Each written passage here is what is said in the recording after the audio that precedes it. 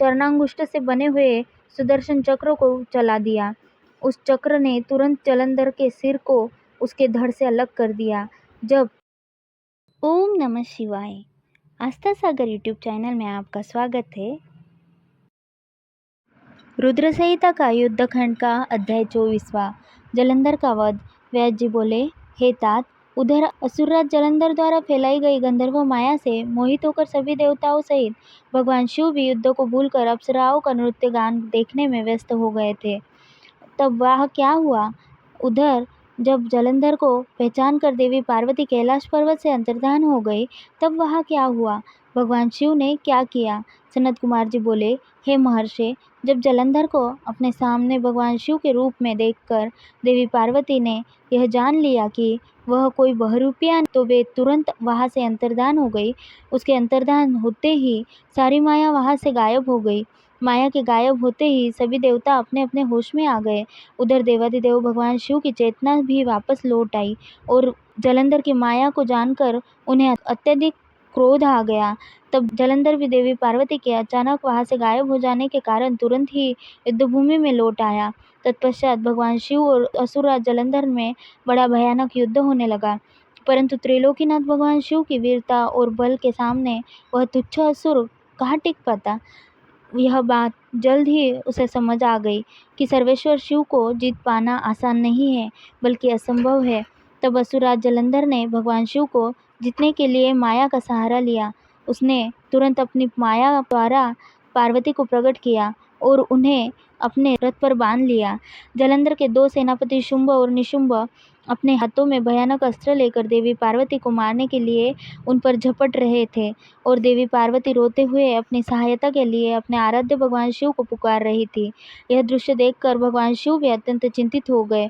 अपनी प्राणवल्लभा देवी पार्वती को इस प्रकार कष्ट में देखकर वे व्याकुल हो उठे। तब अपनी प्रिया पार्वती को दैत्येंद्र जलंधर से मुक्ति दिलाने के लिए उन्होंने बड़ा भयानक रूप धारण किया।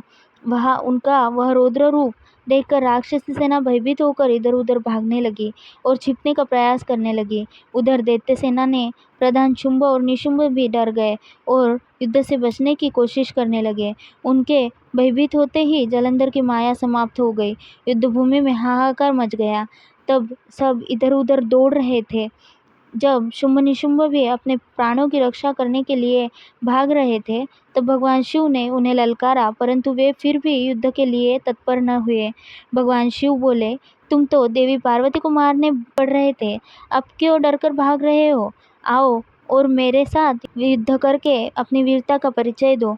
भगवान शिव के वचनों का उन पर कोई भी प्रभाव नहीं पड़ा और वे भागते रहे। तब क्रोधावश भगवान शिव ने शुंभ निशुंभ को शाप देते हुए कहा, हे दुष्टों असुरों, युद्ध में कभी भी पीठ दिखाने वाले पर वार नहीं करना चाहिए, इसलिए मैं तुम दोनों को छोड़ रहा हूँ। परंतु जिनको तुम मारने का प्रयत्न कर रहे थे, वे ही देवी पार्वती तुम दोनों का एक दिन वध करेंगी। भगवान शिव के इन वचनों को सुनकर क्रोध से भरा जलंधर उन पर झपटा। उसने भयानक बाण चलाकर पूरी पृथ्वी पर अंधकार कर दिया। इससे भगवान शिव का क्रोध अत्यधिक बढ़ गया और उन्होंने अपने चरणांगुष्ठ से बने हुए सुदर्शन चक्र को चला दिया। उस चक्र ने तुरंत जलंधर के सिर को उसके धड़ से अलग कर दिया। जब चक्र ने असुरराज जलंधर का सिर काटा, तो बहुत भयानक ध्वनि हुई और महादानव जलंधर पल भर में ही ढेर हो गया। जिस प्रकार अंजन यानी काजल का विशाल पर्वत दो टुकड़ों में विभक्त हो गया था, उसी प्रकार जलंधर का शरीर भी दो टुकड़ों में बट गया। सारे युद्ध भूमि में उसका रक्त फैल गया। भगवान शिव की आज्ञा से जलंधर का रक्त और मांस महारौरव में जाकर रक्त का कुंड बन गया। दैत्यराज जलंधर के शरीर से निकला अद्भुत तेज उस समय भगवान शिव के शरीर में प्रवेश कर गया। जलंधर का वध होते ही चारों ओर हर्ष की लहर दौड़ गई। सभी देवता ऋषि मुनि बहुत प्रसन्न हुए। अप्सराएं और गंधर्व मंगलगान गाने लगे।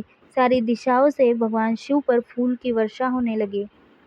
अध्याय 24वां समाप्त। इस आगे की कथा हम अगले अध्याय में सुनेंगे। ओम नमः शिवाय।